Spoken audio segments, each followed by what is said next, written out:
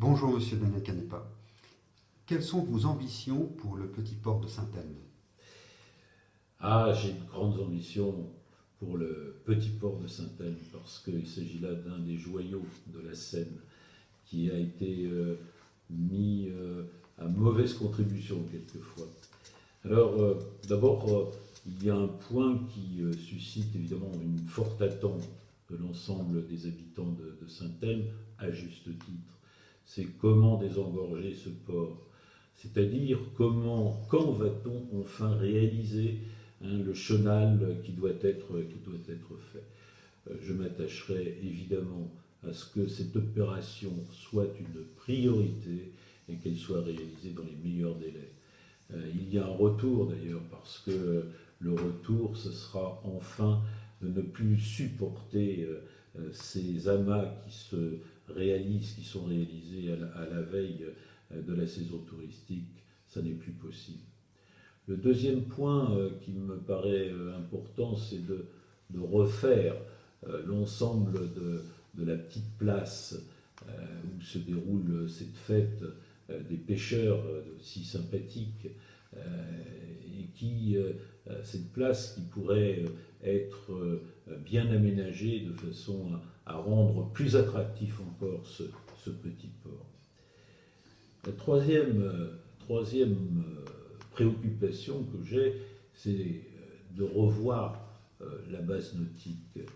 Cette base nautique est peuplée d'algécos qui devaient être temporaires et qui vieillissent, et en plus qui vieillissent mal. Donc il faut qu'il y ait progressivement une remise à niveau de cette base nautique pour en faire un lieu attractif, un lieu sympathique et qui s'intègre parfaitement dans le cadre du port de Saint-Elme. Le dernier point qui me préoccupe, c'est le fait que pendant la saison estivale, il y a un engorgement de ce lieu. Un engorgement parce que les véhicules, les voitures sont nombreuses à y pénétrer. Ma solution, c'est de faire de cette zone une zone piétonne, réservée aux seuls utilisateurs et aux seuls habitants, bien sûr, de Saint-Elme, et d'empêcher que les voitures aillent jusqu'au bout, quitte à agrandir le stationnement qui existe avant l'entrée dans la route qui mène au port de Saint-Elme, et on peut agrandir ou augmenter le nombre de places de stationnement, simplement faisant stationner les voitures en épi au lieu d'être en long. Voilà pour le quartier Saint-Elme. Je pense que, encore une fois, ce quartier est plein de charme, qui constitue l'un des joyaux, doit rester dans son esprit.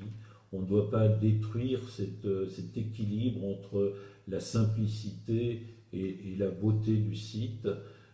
Certains comparent ce port au petit port de Bretagne que l'on va voir souvent.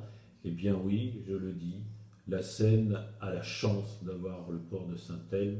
Il faut que la Seine redonne au port de Saint-Elme toute sa beauté.